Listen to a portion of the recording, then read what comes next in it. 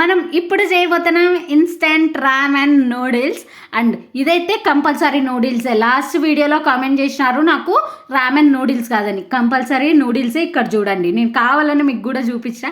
And తర్వాత ఈ code scan చేసేస్తే రెసిపీ అంతా చూపిస్తుంది అనమాట. సేమ్ టు సేమ్ ఫాలో అయినాం. Just hot water పోయడమే.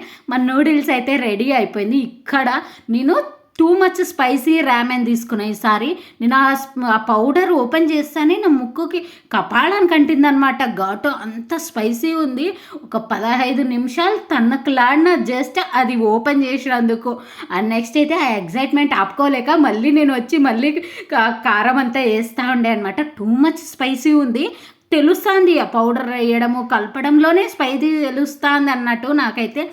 నెక్స్ట్ అయితే అప్పుడు టేస్ట్ చేసినా కదా, అది చాలా బాగుండే. ఇది కూడా అంతకిన్నా మంచిగా ఉంటుందేమో అని చెప్పి నా స్పైసీ లెవెల్ టాలరెన్స్ ఉంది నాకు.